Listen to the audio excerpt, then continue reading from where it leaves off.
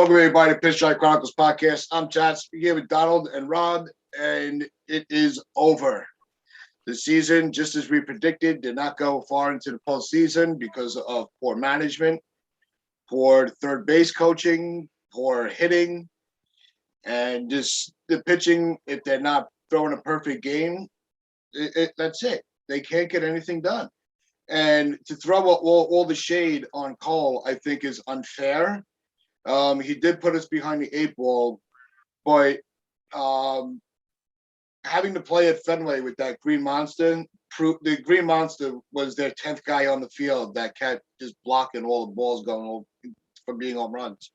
Because Stanton should have had 3 home runs in that game, and only one actually counted because he was hitting the top of that monster, and that was the difference in the game. And Phil Nevin sending Judge when you're behind in the game, I still cannot make sense of that. So I don't know if you guys can make any sense of what happened in that game. I can make sense of the fact that I believe that Nevin sent Judge because he had no faith in Gallo coming up after him. Gallo was the soft landing in the lineup, and this speaks to how stupid the lineup construction was prior to the game. You know, you had 2 light hitters in Velasquez and Higashioka because you had to have, Cole's favorite catcher in Higashioka. And then you've got our worst hitter at the moment batting cleanup in Garrett and Gallo. I mean, his number speaks for itself. He's batting 160. He's struck out 88 times in 58 games. And with just 22 RBIs, an OPS of plus 93, which average for OPS plus is 100. So he's way below average. And you're sticking him in the cleanup spot where you know he can't make contact. And you're sticking him in cleanup behind Stanton. So there was basically, I think that's why Nevin sent him, because he didn't have trust that the guy was going to make contact there. And you can understand why. But I don't know stupid. I don't know if you could be that specific about because it was the lineup, because Phil Nevin has been making that mistake all season long. He's waving runners around like he's a kid waving down the ice cream man every day. He just can't keep his hands to his side and just tell them you have to read. He couldn't read the situation. It's not a regular season game where it's like, all right, there's still another inning. Every base runner counts in a postseason game, and you eliminated a base runner. Judge was slowing down as he got to third base. Yeah. He was slowing down. He was de-accelerating, so it was crazy to send him. It was the stupidest coaching call I've ever seen. I'm just saying that I think deep down he knew that Gallo wasn't going to make contact there, so he wanted to force a run-in. But you can't force run-ins in situations like that. It's a killer. And that ended the ball game right there. Although I would hazard a guess that the game was over far before it, but that was certainly the death knell. No, I don't think the game was over at that point because the game was still in reach. I felt it was because the Yankees' approach was disgraceful all game long. They never drew any walks. We'll get into that later. But the Yankees were mailing in at bats as if they were trying to get the last train home. Yeah, no, the first pitch swings were atrocious. And we had a nice group chat going on with the Sports Wire team, and I even said, I'm like, they have to make him start working. They can't just keep swinging at every pitch that comes over the plate. Even if you give him that automatic first strike, because he was getting that. Eovaldi, let's give him credit. He was ready to pitch. And I'm not going to take anything, even though he's a Red Sox, and I don't want to do it, but you have to give him credit for navigating that lineup the way that he did, especially after getting hit hard the last outing. He was able to shake it off. He read the situation. It was a wild card game. It was postseason, and he delivered for his team. The Yankees they almost handed him a brilliant start because they had no patience at the plate. Rob? No, it's terrible plate approach. I mean, the season ended the same way it started. Poor pitching and poor hitting, poor situational baseball, poor coaching, whatever you want to put it on. It's exactly how the season began. This is not how the first game went for us. Like everything just looked terrible, and everyone was kind of like, "Oh, but it's just game one, right?" And then you see how it ended, and it was almost like we went back in time to the first game of the season. Yeah. And everything that we spent 162 games talking about, and again, red flags. How many times have we said that this year? We've been doing this show for almost exactly a year now. How many times have we said red flags when talking about the New York Yankees? And guess what doomed us once again in the playoffs? Red flags. So, it's. I mean, if I had $1 for every time we said red flag, I'd have a better lighting system. Yeah, you wouldn't be as red, and we wouldn't be as red from watching this team. And it's just, we've come to expect it. Unfortunately, I wanted different results, and we all wanted different results. But at the end of the day, as long as this team is carrying the same philosophy from upstairs and passing it down to its management, it's not a good coaching staff by any means. I just do think that Brian Cashman needs to stop running everything. He needs to let the coaches coach. At the same time, we need better coaches, though. But talk about the game, like Nevin, you don't send Judge there. No, there's no reason. And I think Donald has a point with Gallo because he's been brutal. But at the same point, though, all he's got to do is put one in the air if you have second and third.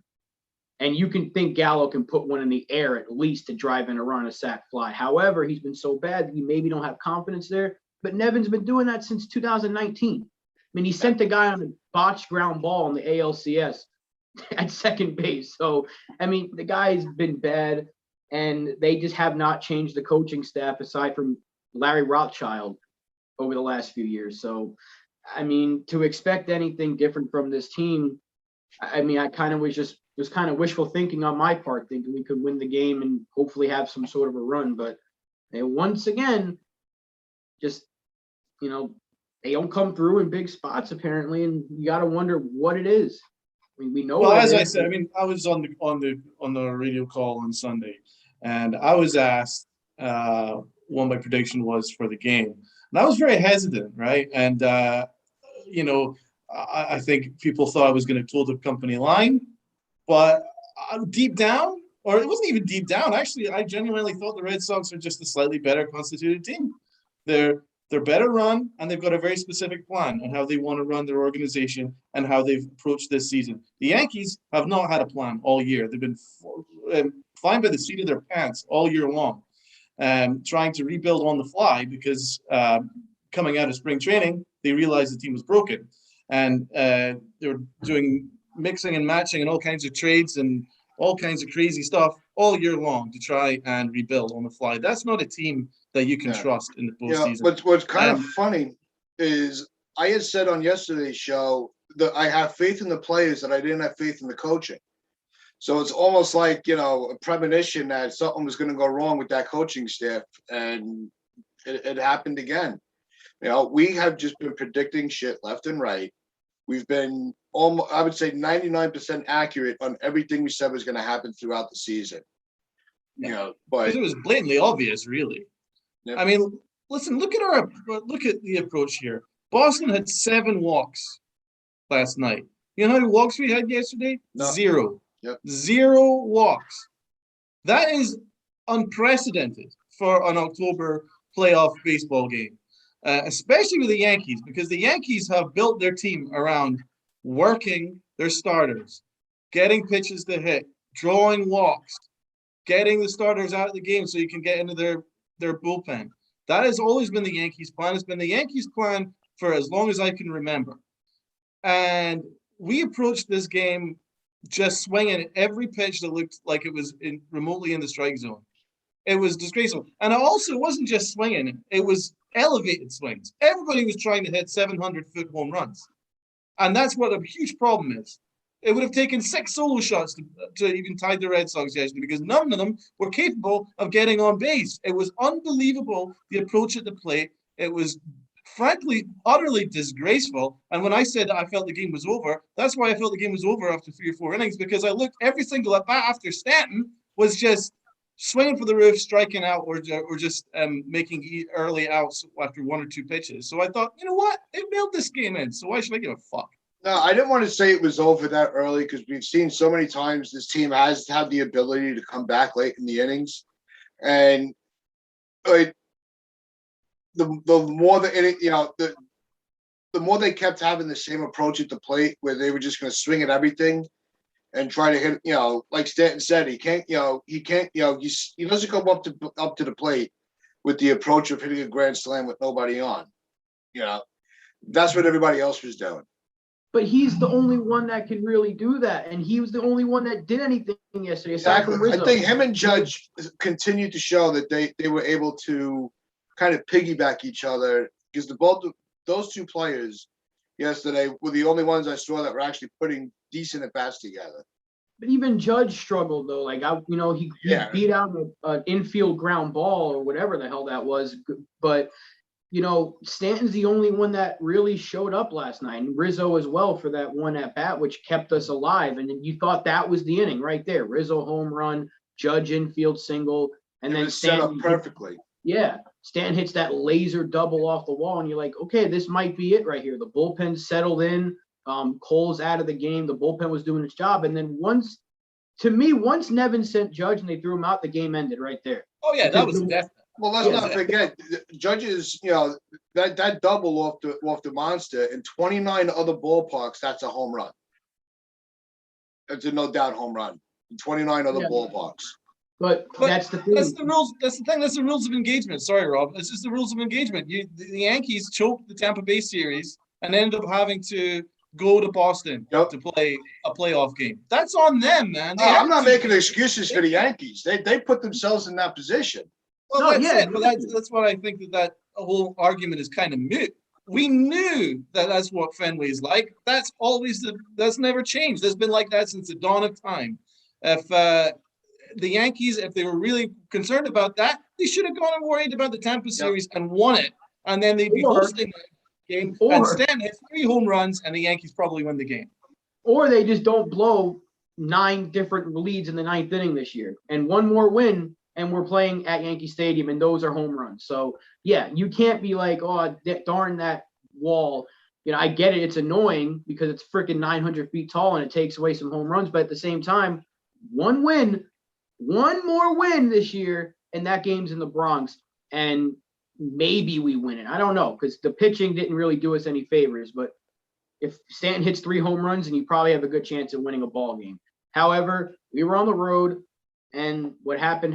We just did not play well enough to win a ball game, and it's annoying. It's annoying. I will give credit to the pitching to the point that after they took out Cole, who I was shocked. It was utter shock, and he didn't even make it past the 3rd inning. We all said, they might, 5, and then they have a healthy bullpen. They'll start rolling guys out. But he got, he didn't even make it out of the 3rd, which I think was a very big tell of how this game was going to end up going. But the fact that the bullpen was able to hold them down as long as they were able to, because they did hold them down for a couple of innings before they were able to tack on more runs. So the bullpen, like they've done all year, they've kept them in the game. They've been able to silence a lot of the key bats in the opposition. But we can criticize them all they want. If the offense is not doing their part, what does it matter? No, it doesn't matter, because Cole giving up 3 runs, our offense only scored 2. So it didn't matter what the bullpen did because we weren't putting up good at-bats. One player put up good at-bats consistently all night out of 9. 1 out of 9 was putting up good at-bats. That's not winning baseball. It's just not. And the fact that a patient lineup, like you said, Donald, is built off of drawing walks, didn't draw a single walk last night, is very telling about our plate approach. It was brutal. And it happens every year in the playoffs. When we were winning, when we went on the 13-game streak and the 7-game streak recently, we weren't doing that. We were just making good level swings, and the home runs were still coming from the big bats in the lineup. But everybody else was playing their part. Once we get to the playoffs, that goes away.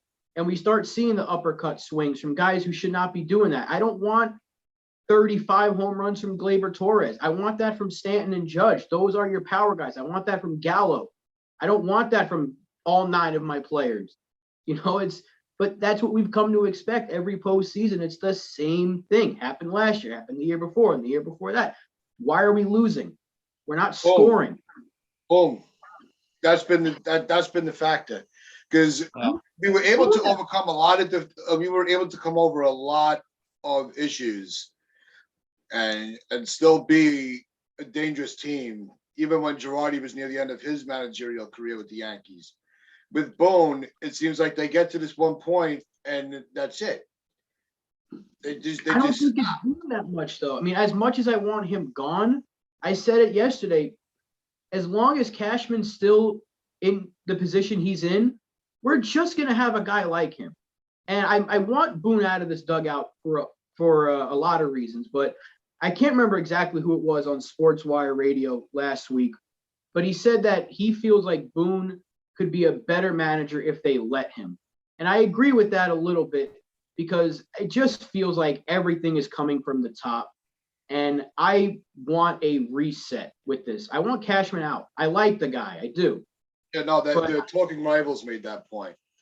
Yeah. I don't want the same thing, because with Boone's contract is up now, right? He's already said it last night. My contract is up. I'm not sure of the future.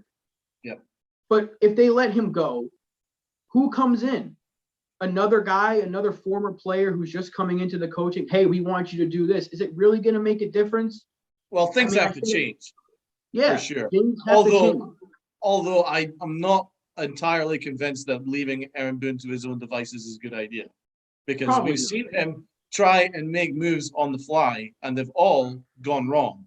Yeah. Often spectacularly wrong. So I would actually say there's a reason why he's a puppet, because they know that if they gave him the reins, he would do a terrible job. That's why the front office is controlling everything in line with analytics, etc.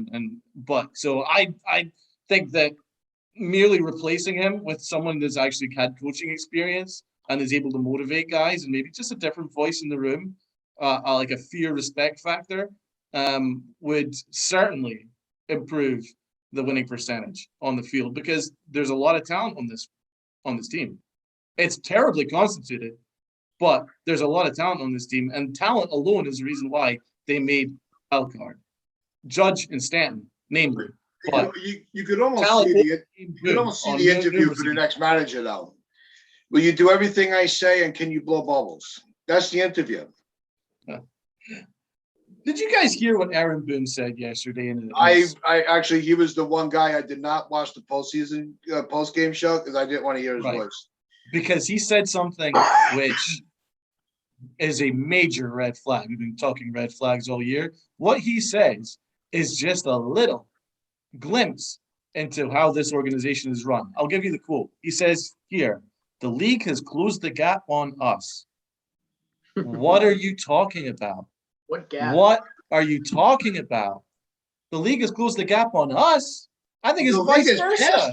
When was the last time you won? You not won a World Series in 2009. The last pennant was 2009. What are you talking about? The league has closed the gap on us.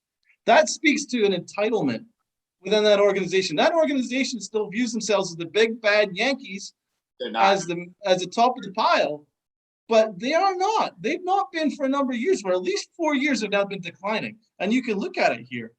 I mean, the Yankees had 103 wins in 2019. Then they were 6 games above 520, and then they finished third this year, 3rd out of 5, and only 4 of the teams were actually competing. So, and they only survived 4th by one game, and namely, I actually think Toronto were a better team. So there's decline. The Yankees are dropping like a stone.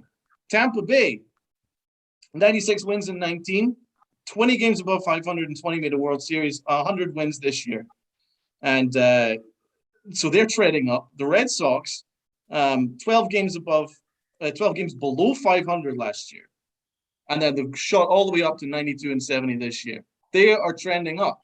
So Tampa and Boston are trending up. The Yankees have been trending down. So what balls do you have to say that the Yankees are the top of the pile and the league are catching up on us? No, we're declining. I think the fans are the only ones that are still holding them to that high standard, because everybody else is just passing the team by. Rob, what do you think of those quotes?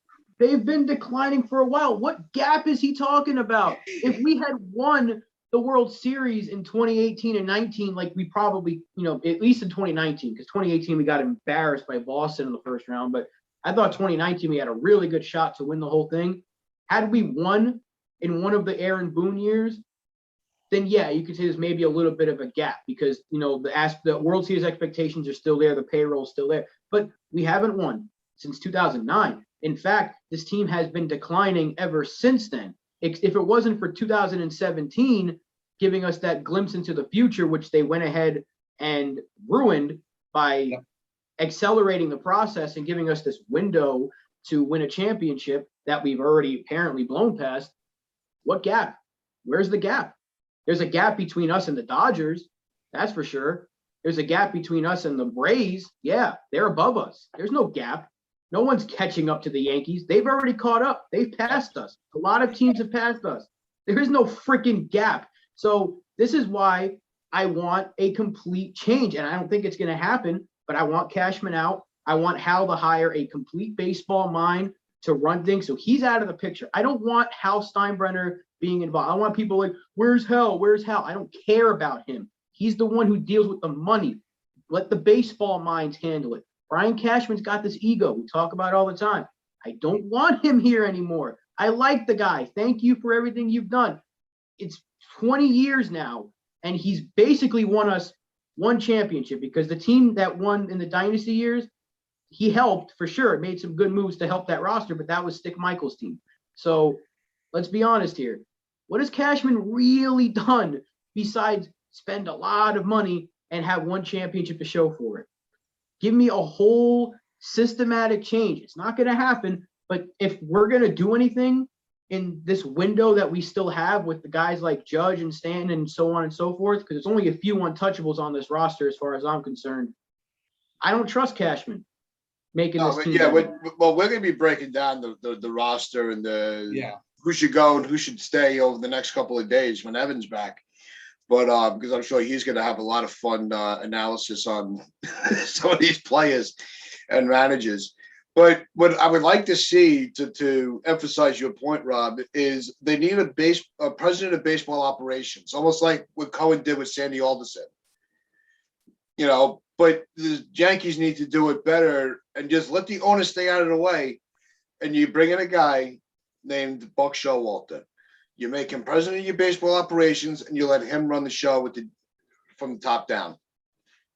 Because I think he would do very well making sure that the philosophy is the proper philosophy.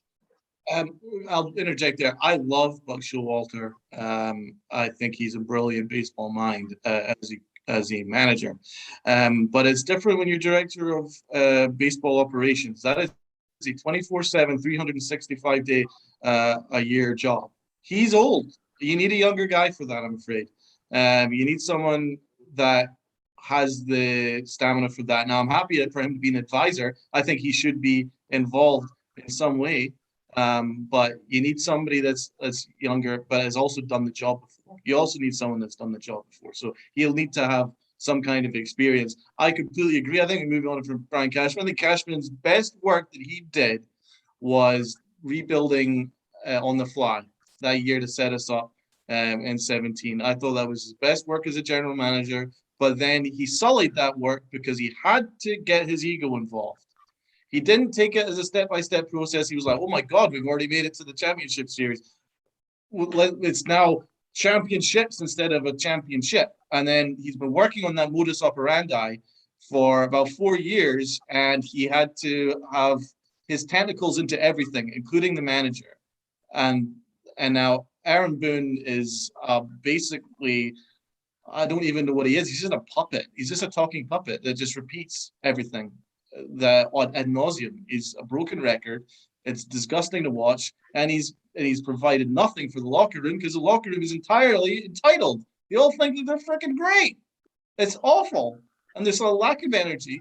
And also, Brian Cashman's plan, this all year, but it was also his plan last year too, That is a major problem here. That's the reason why we finished the third in the division, because he took series off. He was like, okay, well, we're only playing Detroit. So we're going to just call up all our minor leaguers here and we use all our low leverage relievers because it's Detroit, it doesn't actually matter. We'll just save all our arms for Toronto, right? Well, how did that work out? We get swept by Detroit behind the 8-ball there, and that's how he's managed all year long. That's how he's told Aaron Boone to manage all year long. Oh, it's a day game. God forbid anybody plays 2 games in a row, night game, day game.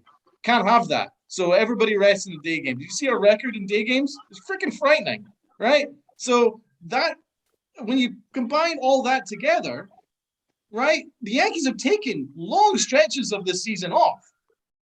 And then they suddenly panicked in the middle of July. Oh, my God, we're out of the playoffs. Shit, I have to make all these trades. And it's just there was no plan. It was a crazy plan. And that's why the Yankees lost like 20 games at minimum to teams that we had no business losing. Like even the series with Detroit, you could even look even deeper in the division. Look at the record against the Orioles. That was embarrassing. Embarrassing. Every other team in the division had their way with Baltimore except for us. And that was when you started to see the darkness at the end of the tunnel of where the season was going, because you can't even see the light at the end of the tunnel because there's been no light with this team for a while. But it's the darkness at the end of the tunnel. If you can't beat the lower end teams of the markets, what are you saying to everybody else? You're saying we're not as good as you think we are. That's what other teams read that as. Yankees were able to beat the White Sox. We beat the Astros this year. In the second half of the season, we were actually much, much better against the Red Sox. We had a good series against Tampa Bay in Tampa Bay.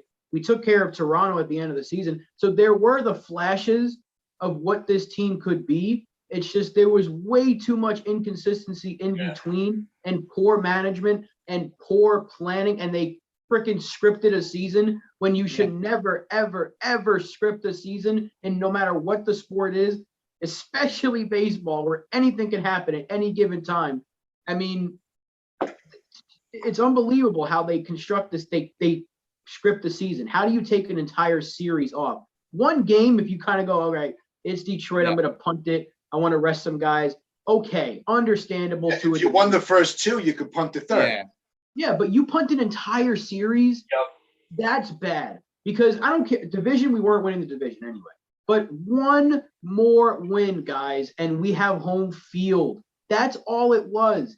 One more win. How many games did we blow or punt this season that could have either had us closer to a division title or at least said we didn't have to go into that last week of the season needing to win anything to clinch that spot? We would have had the spot clinched, would have had home field clinched, and maybe the game goes differently last night. Who knows? But this is what happens when you script the season. That's why I want Cashman out. So I want this whole operation changed. I don't want the owner being involved. It's like I hate when John Mara gets involved because I can't stand that guy for the Giants. But he's got his hand in too much of the operation. And look where the Giants are right now. So, like, I look at a lot of basketball teams, the owner does not get involved a lot, right? What do they call it? Dolan. Yeah, but Dolan's done the smart thing in the Knicks' point of view. Dolan's just handed off the reins to a very good director and a sensational manager, and they've just left it to it. Tom Thibodeau's probably the best coach in New York right now, and they've just left it to it. And the Knicks are on the up, and the Yankees are on the down. Why? Because the tentacles are everywhere.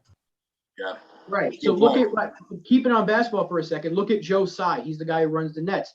He lets the GM do the job. He lets Sean Marks do his job. He just handles the money. He's like, I'm going to pay for it. You do your thing. Yeah, but you could even flip it back to the Knicks. When Dolan had his hands in everything and the whole thing with Phil Jackson, the franchise was a mockery. Disaster. Now that he stepped back and let Thibodeau do what he needed to do, is it a coincidence now that you're seeing the Knicks start to, build their reputation back up as a must-watch team? No, I And don't also think that's a another thing coincidence. that you can use as a comparison between the Yankees and the Knicks is because the Knicks have a plan.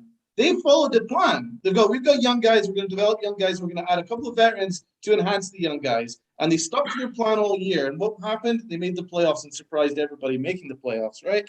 The Yankees don't have a plan. The Yankees had a plan going into after 2017 that they're going to have their young core, but they've never really worked on enhancing it and admitted their mistakes or looked at any ways to improve, and they've just kind of worked things on the fly, right? And that's a direct comparison there. Rob, would you agree with that? Oh. Sorry, the landscapers are back, but no, but I agree with it. I agree with it completely. The Yankees, this is when I say owner, I'm talking about Brian Cashman because he's essentially at that point in the organization. He's here for too damn long. I don't want him running things anymore, but it's true. 2017, we had something special with a roster that probably wasn't supposed to go as far as it was, but you had the core in place. You had the young ace in Sevy. You had the big star in Aaron Judge. You had the catcher in Sanchez. Who else was, I forgot who else was called. Montgomery was actually part of that core as well. That was his rookie year. You had a lot of young guys. Gleyber Torres was on the come up. He was called up that year, 2018. You had these guys, and Duhar was called up that year. All of a sudden, these names from the system. Everything was falling into place. Right. And they added Giancarlo Stanton to that roster. So you understood what they were doing.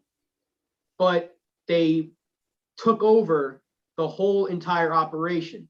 Brian Cashman said, no. This is my team. This is my farm system. I'm going to run it the way I want to. Not that I disagree with letting Girardi go, because he was let go a year too late as far as I'm concerned, but Cashman made it his team instead of bringing in an actual coach with experience and saying, we're going to give you this up-and-coming yet really good roster. Do something with it. I'm just here to build it. You coach this team. No, Cashman goes, I'm the coach. I'm the GM. I'm running the show. And that's where we have right now. We have a 100-win team with nothing to show for it, at least in 2 of those years. We have a 92-win team this year with nothing to show for it.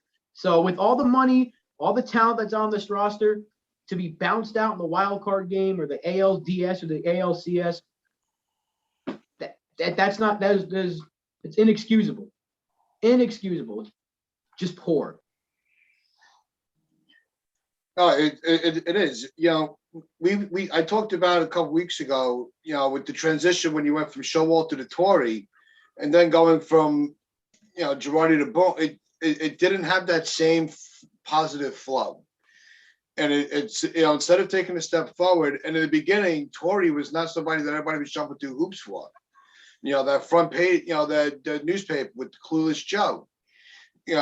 I'll never forget that headline. And you wanted to be a little patient with Boone because you don't know until you.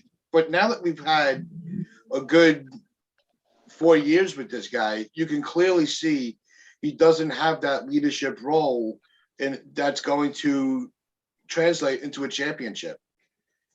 You didn't need patience with him to begin with, though, because you can tell the difference between Joe, Torrey, and Boone from the start. Boone didn't even deserve an interview. It's ridiculous that he got one, and it's ridiculous that he got a job based on some analytical computer piece of paper that got printed out, and he magically matched something. Like, what is this, multiple choice? Or you just matching shit, and that's how you get the job of the most prestigious franchise in sports history. Not just baseball history, sports history. This is the New York Yankees, okay? It means something to be here, and he got the job off of a game. Evan, I want your thoughts on, because we were discussing this earlier, Boone saying the league has closed the gap on us. What are your thoughts on that?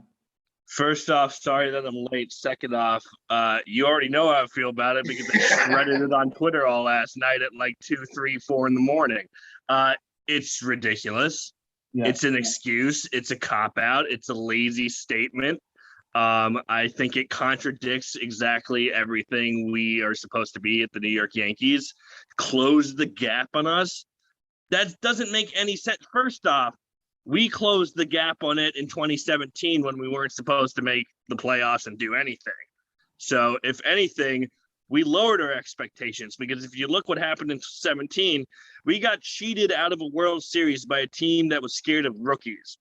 Then the next year, we get all funky and go drastic because we can't hold players accountable, and we need a guy who can come in here and make people like Gary Sanchez, Aaron Hicks, and Torres feel all safe in their little safe space. So you're going to tell me that the league closed the gap? We did this to ourselves. The league didn't do anything. The league got better. That's what they're supposed to do. Why are we using this as an excuse, as if we're not supposed to close the gap on other teams? It's a ridiculous statement. And I want to hear your guys' opinion on it again, please. Well, the worst aspect is that it speaks to an entitlement in the locker room. They think they're very entitled. They still think that they're big bad Yankees of the 90s and the noughties and whenever good era that we've had through the 27 championships. They still think they still carry themselves like that without earning shit. They've earned shit. Yeah, there was no gap.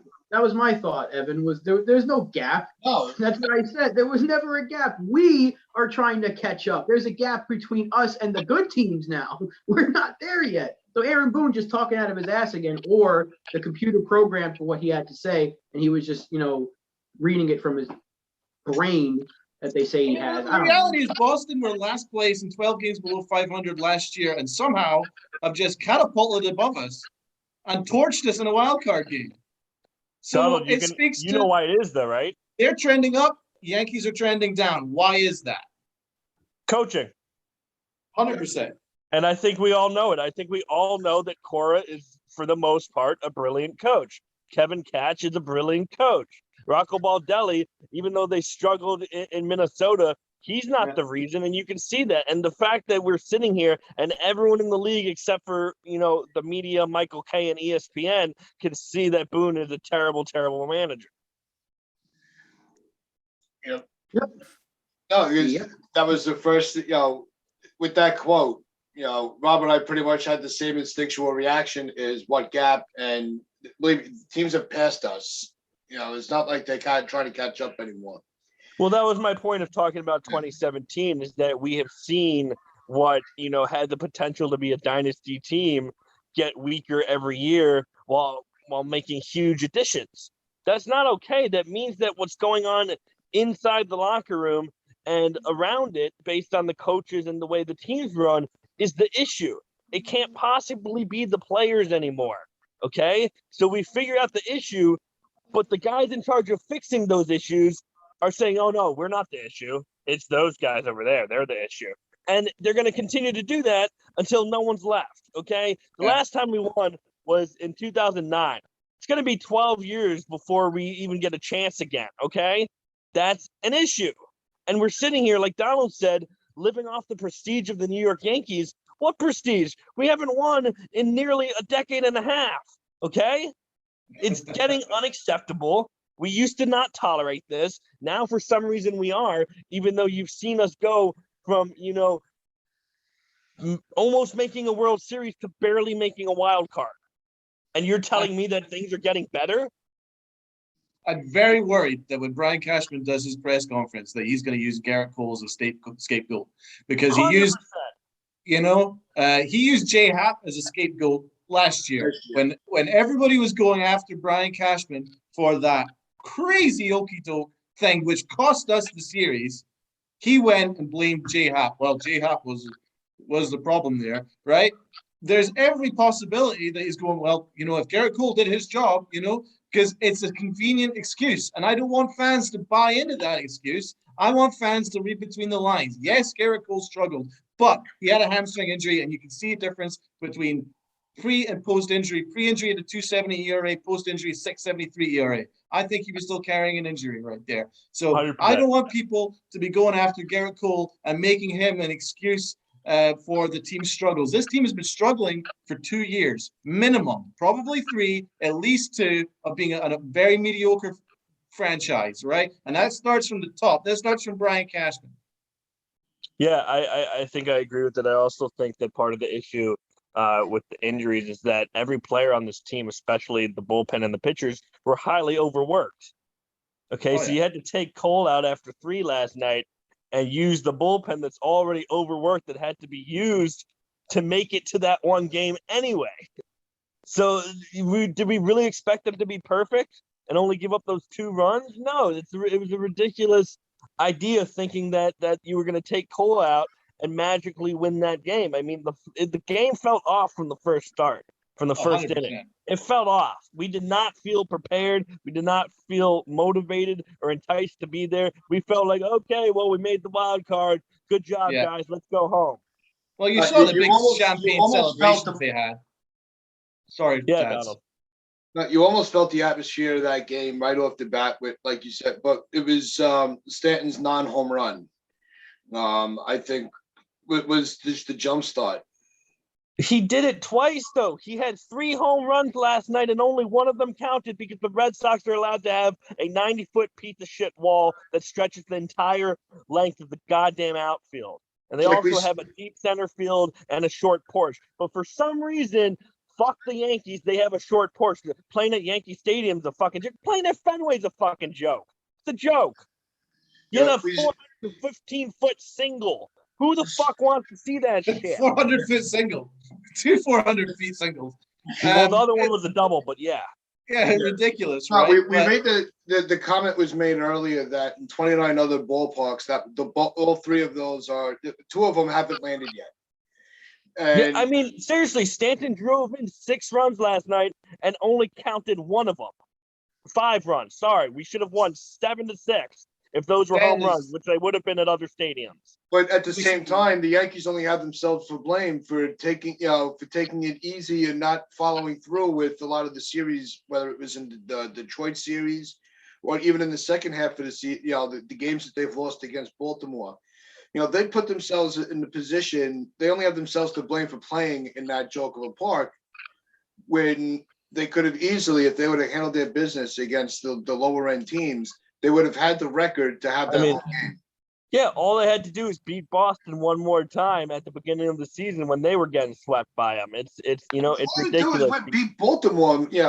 Baltimore had that. All those teams. Remember the dumbass Detroit series? Yep. That's what we were talking about earlier. I mean, partly the reason for our decline is Tampa and Boston have stuck by their philosophy and their strategy all year long, right? And it was to Tampa, for instance, best example is they had a very good shortstop, traded him, enhanced their bullpen, and brought up Wandy Franco when he was ready. And Franco is now fantastic, right? That was their plan. They followed that plan all year long, right? Boston, their plan was to build around Bogarts and Devers, right? And an excellent manager. And they've stuck by that plan. They haven't deviated from any strategy. They haven't done any stupid okey-doke stuff.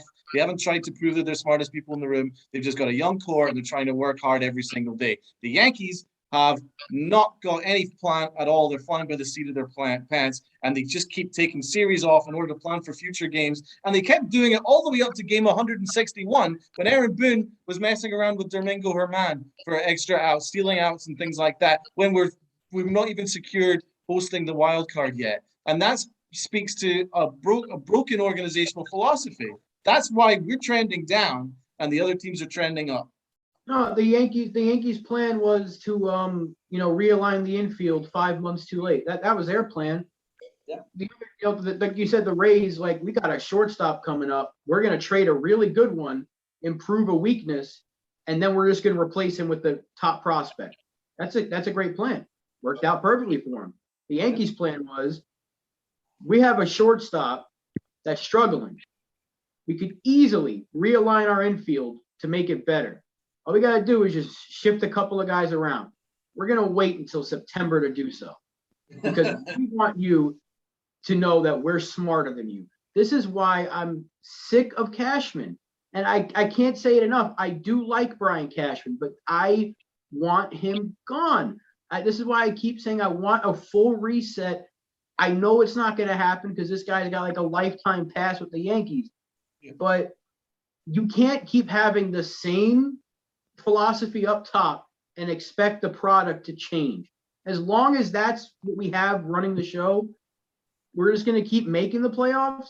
and getting bounced out in just unbearable ways. It's going to be more of the same of this next year because we're going to have a very similar roster. I don't expect a major overhaul. I don't. And it's won't just be. Only if the exactly. fans force it. And even That's if we totally force fair. it, they're not going to listen. When was the last time they really said, you know what, the fans are right. We should go. Maybe it was the Garrett Cole signing. That was really it. But they were planning for that. Was it though? Yeah, exactly. That was a move that they were looking at to make for over a decade. So you can't really say it was the fans because yes, we were there shouting at them to do it, but we were doing that with Corbin too, and it's a good thing they didn't listen to us. Yep. No, I'm not saying that they need to listen to us all the time, but it's quite obvious that they're not the smartest people in the room. And they think they are. And anybody with even a modicum of baseball knowledge knows that those ideas that they planted this year, the things that they're trying to sell us this year, was a lot of shit. And we called them out on this shit all year long. And the chickens have come home to roost. I have to be honest, man. I'm not surprised. Watching that game, just to pick up on Evan's point, I felt they were unprepared from the minute the very first pitch. They just didn't seem prepared for it. Stanton was on, but he's always on. But dude, they didn't even seem hyped when they were getting announced, you know? Like the other team, the Red Sox were fucking fired up, and our guys were just like, oh, hey, we're here. Here's a difference between Cora and Boone. Cora said last night that he learned a lot from that sweep, the Yankees sweep at Fenway. He says, I learned some stuff about the Yankees. And we also learned about how they were going to approach Eovaldi. And we strategized around that.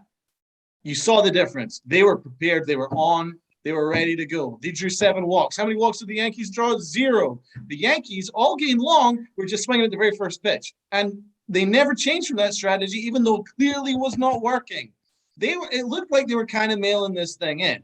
And that's why I felt this whole game was over as soon as it was 3-0. It was just, I felt it was over just because I was looking at the approach. There was only one guy that was giving us a proper at-bat every single time. That was Stanton.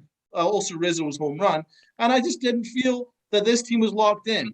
And then you also look at, Twitter, and you see Aaron Judge walking in with his boombox going into the end of the locker room. And then it just speaks to me that the locker room is broken. Like that you shouldn't be trying to prove a point. This is about going to Boston, getting the job done. It's not about punking the Red Sox. It's not about, it's not about that stuff. It's doing your job, then getting to the playoffs. Then you can start celebrating. But the whole champagne thing and the turtle thing, and then it's just, I felt that it was off. I got the vibe all off. The champagne thing was unacceptable. What the hell are you celebrating? Yeah. You're supposed to be a 102-win team. You won 92 games, tied the Red Sox, and got the 2nd spot. We got 3rd place this year. You're celebrating like we did something? You know, infuriating that is as a fan who's watched greatness come out of that locker room to now have to watch a bunch of jokesters who simply don't get what it means to be a Yankee. The only one who seems to get it is like Stanton, Cole, DJ. But Judge, this is why he's not a captain. This is why I don't want him to be the captain, and I preach it all the time. And people look at me like I'm a psycho. Oh, what? You don't like Judge? I like him fine, but he's not the leader of this organization, and he's part of the reason we keep seeing this nonsense crap happen in the locker room. Yes, he has moments of greatness where he's handling his business, but Garrett Cole does it all the time without you having to look at him. That's the difference. You know, there should have been only 2 reasons why you have a champagne celebration: the pennant and the World Series. Everything else is just a joke. Or even if you get through each playoff series, I don't have a problem with that. But finishing 3rd in your division. What did you win? You won a round. Big deal. A muted celebration, fine, but a whole champagne bath? Yeah, no, I just feel wrong Donald, to me. Yeah. Question for you, buddy. What would your thoughts be if Judge, during that celebration, walked in before everyone else and said, no, guys, we're not celebrating, put the champagne away? Well, I mean, then Judge I would have called him a leader. Yeah, but that's Judge and Jeter. It's exactly. I mean, that's the thing. I mean, listen, I've complimented Judge on some of the things that he's done to show some leadership. For instance, just a couple of days ago when Torres refused to run out a ground ball, Judge was the one that spoke to him and say, that's not what we do here, right? So that works in his favor. But I also have to call him out when he does things wrong. And I didn't like the fact that he was bringing in his big speakers. That should not be what you're looking for, man. It shouldn't be about already celebrating before you've even played the ball game. And it shouldn't be about trying to prove a point to Boston, because the last time he tried to do that, the Red Sox shoved it in our face with a Frank Sinatra song and the dugout. We've been and their doing that for the whole celebration. year that we've been doing this show. Is we give the accolades when it's needed. We give the criticism when it's needed. No, there's no favoritism towards anybody. We've called that, as much as we've been getting, been praising Stanton for his year. There were times where we were just as equally criticizing him when he was having issues. So it just speaks to entitlement, man. That's just what it is. They just think that they're the Yankees and it's cool, and they're the big bad Yankees, and there's an entitlement all through the roster, even to the guys who we love. And Judge has been our clutch hitter, and he's the only reason why we made the wild card along with Giancarlo Stanton. No one's criticizing that. He's been fantastic, but I just didn't like that look, and I don't like the locker room thinking that they've already achieved something without achieving anything. I agree. No, I think you have to agree with that. I think you're not a real fan if you're not upset by all of this. And, he's the best player on the team. Well, Mookie was the best player in the Red Sox, and look what happened when they traded him. They got better. They got more resources. They got the ability to fix all those mistakes. Do I think we're going to trade Judge? No, of course not. Of course we're not going to trade Judge. But if we do, it could change some things here. It could fix some things. But the problem is you can move any player on this team that you want. You can get rid of Boone. But if you keep this philosophy like we keep preaching, you're never going to change anything. They're going to bring in another Boone. They're going to bring in other players who do the one-dimensional home run, blah, blah, blah, bullshit that they want, and we're never going to win anything, okay? The whole reason it's hard to win a World Series is because that gap is being filled in by every other team trying to figure out what the perfect puzzle piece for their team is and their system so that they can win. We're not doing that. We have no plan. We don't even know what our system is. It's just do this. Yeah. I don't know if this is gonna help or not. But Donald, let's hear your awards from last night. I mean, what awards could you really get? We've just dissected this team. What we'll do is I'm going to give a whole season of awards in a couple of days, right? We're just going to we'll give our general awards. There's nothing to discuss other than the fact that, when you look at Cole throwing a changeup in the first inning to Devers, I want to compliment Buck Showalter. He's quite right on this one. He says you don't really want to be showing your full repertoire in the first inning. It probably shows that you don't really have full confidence in your stuff. But I think that's because Garrett Cole was hampered with his injury. He doesn't trust his fastball. He doesn't trust that his fastball is going to locate. So he was trying to use his secondary and his third pitches in there. He shouldn't be throwing a changeup in that spot. But it just speaks to the fact that he probably wasn't confident in his stuff. So that's out of. I just don't want to blame Garrett Cole. I'm sick of people that are already calling him names and going after him. Listen, he struggled. It sucks. It's horrible, but there's bigger problems here, man. He isn't even close to the biggest issue here. We've already spent an hour discussing all what's really wrong here, and he's just a small cog, right? He's one of the only good things to be happy about, really. I mean, he's the only one that seems to really care that much. Yeah. That's why I keep calling him the captain. I know he's not going to get that title. It doesn't matter if he does. Regardless, he's the most important Yankee on the team right now, and he's the one I have the most faith in. So the fact that he's going out there on injury and wasn't able to perform, it doesn't mean anything, because if he went out there and had the greatest starts ever, and then we found out he was injured, everyone would be like, oh, see, he's a workhorse. He can do it on injuries. So, just calm down. You don't know what's going to happen until you see how they react to that injury. There's a hamstring injury. It affects your whole body as a pitcher. Yeah. Now, as for Aaron Boone, he was asked what his contract status is. He says there's no conversation regarding his contract. And I love what he says here. Whatever happens, I can hold my head up high.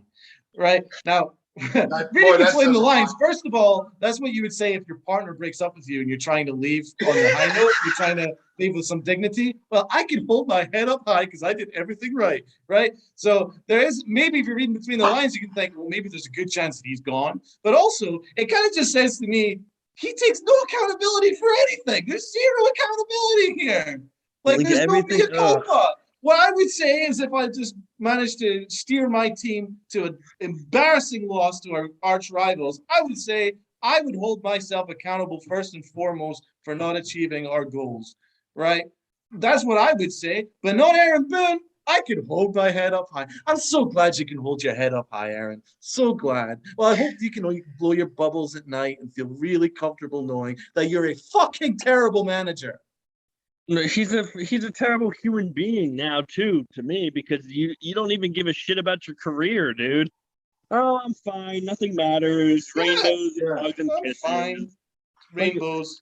I mean, I what that says don't- is he was never all into this job from the get-go. Well, he didn't need it. The guy's a multi-millionaire from doing nothing. Like, seriously, the best thing that he's ever done for the Yankees is the Savages rant, and now he's scared to do anything. Like, are you kidding me? How is it the same guy? How do you do the Savages rant, and now you're too scared to say anything, productive? You just lost. I don't want to see my manager okay with losing. Well, as Simonetti kept saying, when Aaron Boone said he got bullied by an umpire, that's the biggest sign of someone who just has no, like leadership ability. No balls, nothing. He got bullied by an umpire. What do you think you were doing to the rookie umpire in the Savages rant? It was like his first game, you moron. You were bullying him too. That's how it goes. Jesus Christ, I bully all you guys. Doesn't mean you're not my friends. Like, everyone needs to be goddamn sensitive. That's what we did in the 90s. We bullied you until you stopped being stupid. But there's no fear leadership because that's how he's managed the whole locker room, man. Gleyber Torres consistently has not run out ground balls. And what happens? He's always in the lineup the next day. He has never been benched, not once. Because look what happened when they benched the player. They benched Sanchez, and he had no idea what was going on. It had no exactly. No communication. There's been zero communication. So he's not actually done what his job is. His only modus operandi, his only job is to communicate to the players and puff up the organization to the media. But he comes across as completely delusional in the media, and he doesn't actually communicate to the players other than him being a best friend. But he doesn't actually show them any management. Well, because he's a giant babysitter. He's a giant babysitter. That's all he is. Brian Cashman's the dad, and he has to go and get permission from dad about anything that he's going to do to the children. That's all 100%. It is, and it's pathetic.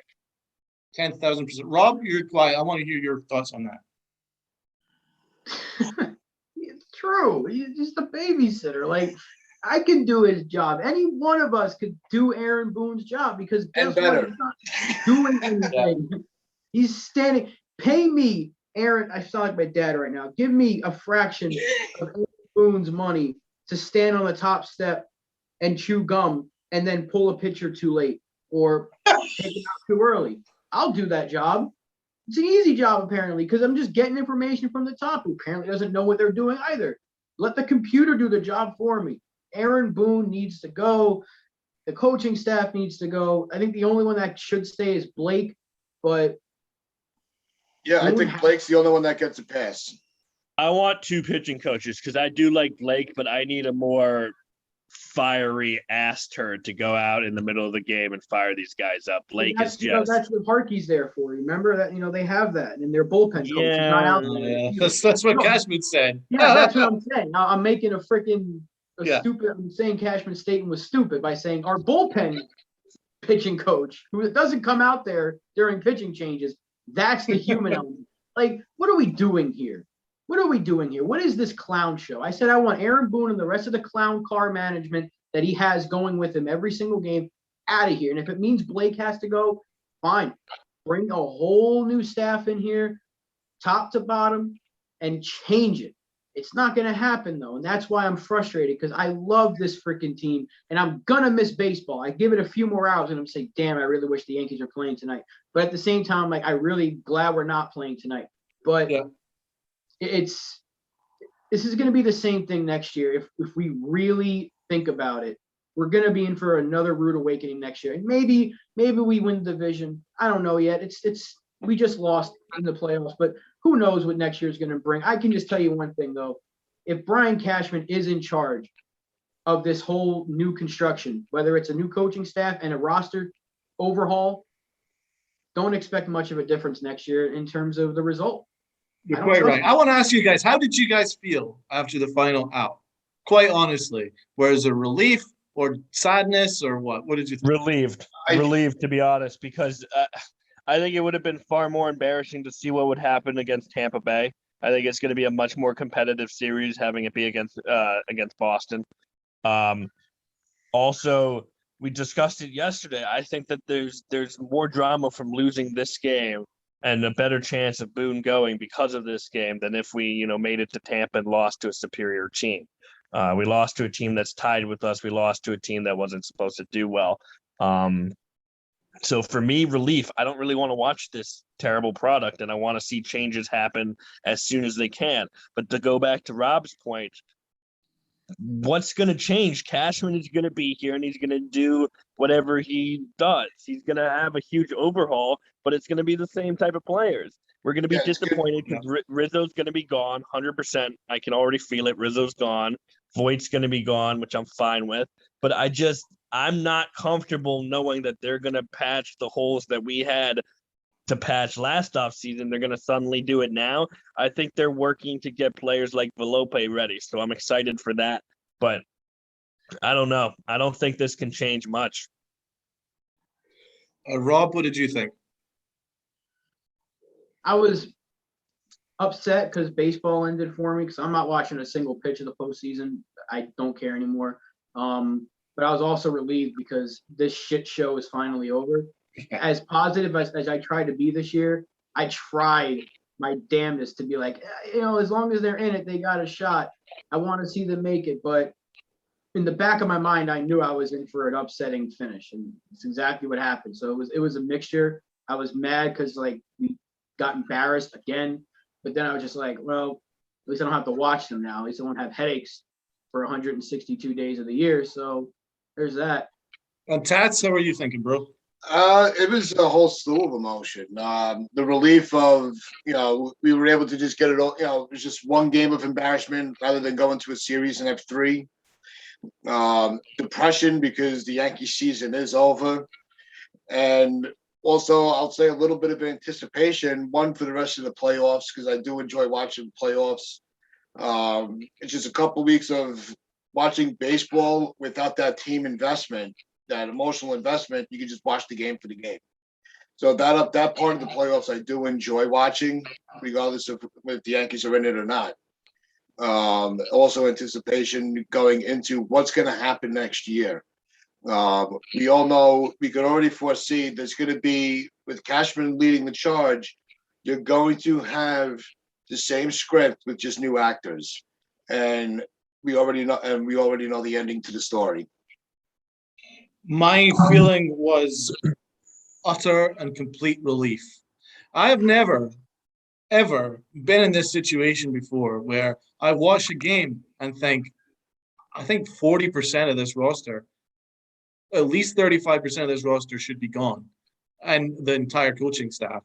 It's really hard to be invested in something that is completely broken. I knew it was completely broken. You cannot sell to me that the Yankees were going to go and make this magical run when game 161, they got blown the pants off them against a team that weren't competing, weren't trying for anything because they've already won the division. The Yankees were fighting for everything. They got the ass blown off them, and they're booed off the field. That just told you the story. This team has so many problems in it, and I just knew. And I'm just, honestly, you just see the team wasn't prepared last night. And by the third inning, I was like, this game's lost. And I was more resigned and more than prepared for it. When the final out was like, I was like, thank God. Now we can go and now we can work with these problems. Now we need some accountability. Do I believe there's going to be any accountability? No, because we've not seen it for the last 4 years. But there's still that hope, and that's all we can have. But because I've never been in this situation where I've just been so disgusted with a product. The Yankees have been disgusting this year. I don't want to hear anything great about this winning streak, whatever. It was to bail out some jobs right there. It was because they made numerous trades to try and boost them up to a system that's broken, right? And so I'm honestly relieved. I don't have to get worked up watching Aaron Boone mismanage every day. at least for a couple months, hopefully forever, and we take it from there. Serious changes need to be made here, guys. They cannot sell the status quo anymore. They've tried for 4 years after each October failure. Status quo, status quo, status quo. They cannot sell it anymore. They cannot sell Aaron Boone anymore. They just cannot do it. It pisses me off when people bring up the accolades of this season. The only accolade that matters is winning the World Series. So don't bring up the no-hitter. Don't bring up the, immaculate innings and the 3 triple plays and I just don't care. It doesn't mean anything. It's all for nothing. Right. And all it does is piss me off because they go, okay, so that shows that this is an amazing team here that couldn't do anything. So what's the problem? That's all it does. I don't care when the team wins 115 games if they're not winning the World Series. Those 115 games are irrelevant. They don't matter. That's the thing. The annoying thing is all those things like the immaculate inning and the no-hitter and stuff speaks to what this team could have been had they had a normal strategy where they tried to compete every single night. But they didn't try and compete every single night. They tried to script the season, as Rob greatly points out. They tried to script an entire season so that every day game after a night game, they took a bunch of players off, right? How can you get any consistency that way? So we saw what this team is capable of. That's what's really frustrating. You saw it in the 13-game winning streak, but then after the 13-game winning streak, they lost 11 of 13 anyway. So whatever they gained from the 13 game, they negated it, right? So that's what the thing is, man. It's like, yeah, we've had some great moments, but it was so littered with 70% of mediocrity. Why would I get excited about something? The only thing you can celebrate is if you make it to an ALCS, at least. I mean, never even got that. But that just shows how strong this division is. Because if you look at, that 13-game winning streak, what did we gain? A game or two? We gained 3. So, it really didn't. All it showed was that there was a little fight in this team, and this team could go on a run, but they never did after that. They just played good enough to be in the postseason. The wild card run. That was it. That's why they never go farther, because they kept scripting everything. Even when they were looking like they've finally sorted it out, they were still trying to play cute with games. It just made no sense. Yeah. Well, do we have any? Go ahead. Yeah, no, I was gonna bring up who I want to see in the World Series. I'd like to see the Chicago White Sox against San Francisco. I don't think Chicago's good enough, though. I think they're gonna falter. It's probably gonna be something like Tampa Bay versus the Dodgers again or something. No, I'd like to see San Francisco in there. I'm not sure. I'm gonna say the White Sox just because I'd hate to see the American League East in that World Series. While the White Sox are running, I'm going to be on their side right now. I don't want to see Houston either. I'm so sick of Houston and Tampa Bay. I just lose. Both of them, please just lose. I can tolerate pretty much any other team winning, but those two. I think it'll probably be a rematch of last year. I can see it, Tampa Dodgers. It's hard to overlook that. I think Tampa have already shown they're the class of the American League. Very impressed with the way that they managed their ball club with a $60 million payroll. It's impressive. And the Dodgers are what the Yankees should be. And they're just powerful and fantastic. 107 games, so they're going to be fine. I think they're going to overcome San Francisco in a series and make it to World But they're going to lose to St. Louis tonight. Do you think so? That's what I'm going with. I don't think. I think it's going to be a huge upset. That'd be interesting. I would love to see St. Louis make a run if they win the wild card game. Although I want it to be a National League team. I can't watch, especially if it's from our division or it's Houston. I don't care for Chicago either. I can't stand Tony La Russa, so I don't. I can't stand him either. How sick would it be though for Tony La Russa to lose to the Cardinals in the World Series? That would be good. That would be fun. So I would hope that it's someone from the National League because I like Atlanta. I like San Francisco. The Dodgers are always fun to watch. St. Louis is fun. So yeah, I got no issues. Yeah. Go with the National League team. Hopefully. Rob, do we have any trivia for today? Trivia season has ended. Trivia season is over. All right, I was going to checking. suggest, though, that we have an off-season trivia. So, like, in, 3 weeks or something, if we could start it up, a new season, that'd be great. Thanks, Rob. You're the best. I think it's something. Maybe we'll bring into some other sports with it. We'll try to mix it up a little bit because we'll save the baseball stuff for when. And you think Tats is going to get it right? Like, come on. He didn't get anything right during the baseball trivia. What's going to change? But I'm quite excited that we're not going to be lumbered with terrible games. Yeah, I'm quite excited we're not going to be lumbered with terrible performances now. Now we can branch out and have some fun with our podcast. Yeah, I'm quite excited about that. No, this offseason I'm really looking forward to. But I did note down one thing for history for today, and it was not Yankee related on purpose. Today at Citizens Bank Park, Roy Halladay pitched his postseason no-hitter in a 4-0 victory over the Reds in Game 1 of the NLDS. And that was just a remarkable moment for a remarkable person. And yeah, R.I.P. Yeah. I had to note that down. And going into the postseason, we're going to be breaking down a lot of the offseason, a lot of the scoring cards and who we think is going to go, who's going to stay, who's on the fence, depending on how the market goes. So it's going to be a busy offseason like it was last year for us. We were able to keep it going for a whole season, the whole 2 months. And, I just think it's going to be really interesting. And the question I do have is, does Cole not coming through, because, and we know, he's probably still injured, but does that cause any hesitancy of spending big money on big stars this offseason? No, I think it's irrelevant. I think they weren't going to spend money anyway. I think, I don't think they're comfortable having 2 players who have $300 million contracts on the Bucks, and I don't think they're going to add a third. Let's just say that. Yeah, no, I don't think so either. But I wonder. I was wondering. I'm like, does this cause them to be a little, reluctant to go after a big star? And I think they're reluctant anyway. I think that they don't want to go over that luxury tax unless they really need to. And when you're this but they far do away, need at this point. I think they do need to. I think it's becoming an urgency that they got to push the envelope. If it's the right player, it has go to ahead, be. Rob. I'm sorry. It has to be. They're not spending on pitching. I'll tell you that right now. Their rotation is practically set next year. Yeah, I'm not worried about the pitching. I'm not. I think the bullpen, even to a degree, is set. They might need a couple of pieces, but that's few and far between. I think if they're going to spend, it's going to be on a shortstop, which I don't think they really should, unless it's Seager because it's a lefty. It's only thing I'm looking at there.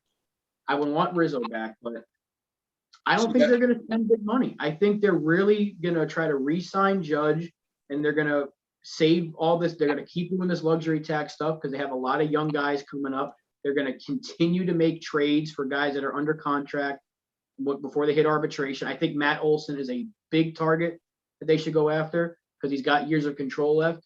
2 years of arbitration. Free agent in 2024. Exactly. And that's going to be less expensive than signing Rizzo for, 5 years, upwards to $100 million. It's just a fact. And also, sorry, Rob, to cut you off. He's 26, and the Yankees really, really love getting you out of arbitration for that 28-29 season, right before you hit 30. That's when they want to offer you the contract. Exactly. So I think that this offseason has a potential to be interesting, and they don't have to spend too much. They never really do. They never have to spend all this money to be a good roster because, let's be honest, it never really worked up until 2009. The whole spend half $500 million to build a roster. It didn't work. It worked for 1 year. And if they didn't win that year, then it would have been an utter failure. But you can build a roster, as almost every team has proven, without spending a ton of money. The only team that has really done it is the Dodgers, but that's because they already had the core in place. And now they're just like, well, we got the financial muscle. We're just going to add to it. That's basically what the Dodgers are doing. But look at San Francisco. They're a perfect example of not having to spend a ton of money. So I don't think that Tampa Bay is the literal definition of doing it correctly. Well, it's a great point too, because you have to look at the market, and the market for spending money it doesn't fit our needs. We have Velope and Pereza coming up, and I know they're obsessed with both of them. So you're not going to spend, $100 million on a shortstop when you have two that you believe in. What they need to spend money on is fixing the corners, because I'm not sure they believe in Gio, and they don't believe in the first baseman. So if you can get, Matt Olson or Matt Chapman or both of them, you're really that's a good outline for a future. They're young, they're good players. We don't really have a first baseman in the minor leagues that's going to get you too excited. We have Sweeney, but they haven't announced that they're trying to switch him to first. They kind of announced that they're trying to switch him to third because of the cannon of an arm he has. So if you could have Sweeney at third, Velope at short, Torres at second, and Matt Olson at first, if that's the future, it has potential, and I like it. See, the Yankees, this offseason is so important. It's absolutely defining because now it's gone to the point where we have to now look at Judge's contract. The contract defines the organization for the next 5 years, okay? If they get this wrong, for whatever reason, it sets back this organization 5 years. So they need to get the contract right. Last offseason, they went in with 3 major holes in our lineup. That was first base, shortstop, and center field. They didn't address any of it, apart from Rizzo's trade, but his contract's expired, so it's about bringing him back. So we don't have a first baseman. We still don't have a center fielder, and we don't have a shortstop. These are holes that need to be addressed. So, and all that needs to be done this offseason. Plus, they need to address the philosophy and manager. All this needs to be done this offseason. This cannot be put off. If they keep putting it off, this organization will continue to go backwards and continue to go downwards. It needs to be addressed now. It needs to be addressed right. And that's why I think a new general manager needs to come in, because you need somebody that's got a cool head to look at this Judge contract and go, well, what works for us? What works best for us, right? And they need to work that out. And then they need to go and they need to deal with the right deals. I think Rizzo, you need to re-sign him. I think he's been fantastic. I love his approach. He's everything that the Yankees need. And I don't know why the organization are a bit iffy on him. He's been great as far as I'm concerned. It's just a start, but they need to get a center fielder. They cannot rely on Aaron Hicks, and they need a shortstop, at least on a short-term basis until Peraza or Volpe is available in a year or two. They need to do a bunch of 2-year deals, because I would be comfortable if they did Rizzo on a 2, Alderton Simmons on a 2, and got someone in center field. I want Whit Merrifield. His contract's insane. He's got 3 years left and about $12 million for those 3 years. He's making about $5 a year. Well, they need to get contact. Sorry. Yeah, no, they need. You're not cutting me off. It's fine. They need to get contact. I think we're all done with Hicks, but I don't think Cashman is. So as long as Cashman's here, Hicks is here, and I really, really think Hal needs to pull the trigger and say, you know what, I'm pissed. This is not the type of organization we are. We need to make a drastic change because the future is looking really bleak right here. If we believe in players like Velope, I need to believe in my coaches that can guide him the right way too. And I don't want to see them bring him up and he struggles and then the whole crowd starts to boo him because of how overhyped he is. That's not fair to these kids. Okay, same with Dominguez. Everyone thinks he's going to come and be Ohtani and Babe Ruth and Trout all in one package from the first game he steps here. Look at what happened to Joe Adele. He was supposed to do that too, and he's one of the most boring players on a team with nothing but boring players. And a boring fish.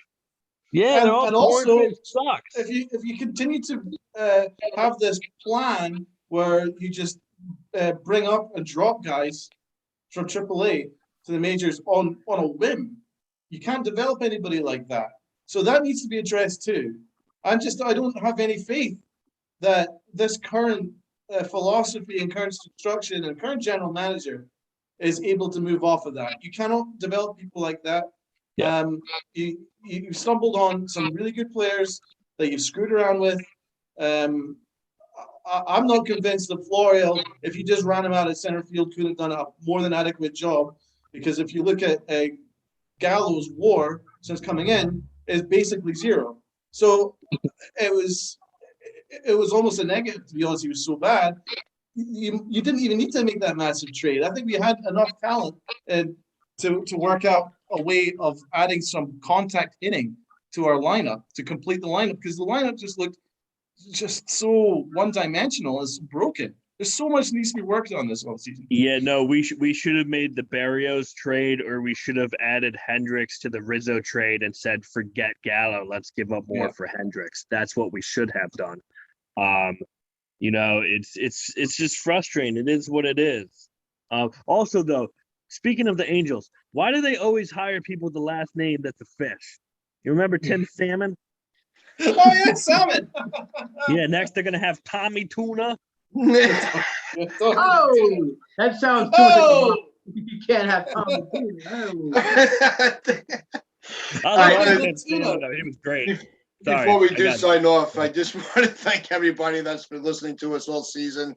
You guys are awesome. All the people that comment on the videos, we do thank you for that. Hope you guys stay tuned in, because it's going to be a fun off season. And no, it's not. We're gonna make it fun. Yeah, I'd actually really like to say that I really appreciate SportsWire Radio, and also all our listeners and all the loyal guys, the people that have tuned in every single day through the ups and the downs when we've been ranting or whatever. It's much appreciated, and thank you so much. And I hope you guys have enjoyed our show. Wait, the season's over. I can talk about Brett Gardner again. Oh, please let me be the last. Well, we're going to break down Brett Gardner a little more in detail. Sorry, Lynn, I can do it. It's over. Thank God. The gloves are off. But for everybody, just remember to like, share, comment, and subscribe. Why are we ragging on Brett Gardner? How dare you? He's the only player who sat in the locker room for like 2 hours last night, refused to take his jersey off because he knows it's the last time he's ever going to get to wear it. I love Brett Gardner. Screw you guys. He's gonna be back next year. There's not enough Bretts. I agree. Brett did his job, man. Can't argue with Brett. Thank you, Donald. You don't suck, Donald, but the rest of you suck. He's gonna be back. Don't worry. He's got an option for next year. He'll be back. Hopefully he comes back as manager, because he's a better manager than Aaron Boone. Now that'd be interesting. Could you imagine if they did Brett Gardner and Eric Kratz as the dual manager? I'd love that shit. I don't even care. I'd love it. They look like brothers. That'd be hilarious. And get frickin' CC in there. Let him be the pitching coach. By the way, if you haven't seen the documentary Under the Grapefruit Tree about CC Sabathia, it is one of the greatest baseball documentaries I've ever seen. It breaks down his whole journey going through the rehab. He had a heart attack, or almost had a heart attack. He kept that from all of us, and went out there and still pitched. That's why he retired, because of the heart attack. Well, he also literally pitched until his arm fell off. His arm actually basically came off. That's how hard he pitched, and he never gave up, and he did it all for the Yankees. That's what it means to wear the Yankee pinstripes. And that is an example that these assholes who just mailed in a wild card game last night, they should watch what CC Sabathia did. He pitched till his arm fell off when he didn't have an arm anymore. That's what he did for the Yankees. And you know what got him sober? Basically being a Yankee did. He could not let everyone down. That meant something to him. Being drunk all the time, he hated it.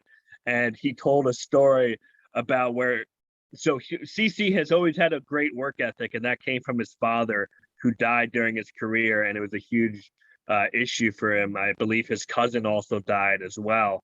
But CC, his wake-up call was when, I believe it was a series in Baltimore right before the playoffs, right before he announced that he was going to go into rehab. He was too drunk to go to warm-up the next day. And instead of going to get help, he got another drink and tried to go do it and couldn't do it. And it broke him. He was like, I couldn't believe that I was so drunk, I couldn't do my job. That's unacceptable. So, his wife always supported him. His family always supported him. But the disappointment of not being able to do something that he has to do, that killed him. That absolutely killed him, and he got help, and he came back, and he showed why he's one of the greatest Yankees of all time. And we don't And now have he's all anyone on built. this He's team that lost would all do his that. weight. He's not big CC anymore. He's now built and looking good. I mean, Yeah, that's a incredible. fighter. He That fought is a for his fighter. life, and he fought for us, and that just we don't have that, and it really pisses me off that we have players like Hicks. I need to take a sad day because of an event that has nothing to do with me. It's making me sad. I'm going to stop. Sad day took a sad year. He's been off all year. I don't even know where he's gone. He's playing golf. No, he Well, was His no. golf celebrating. career.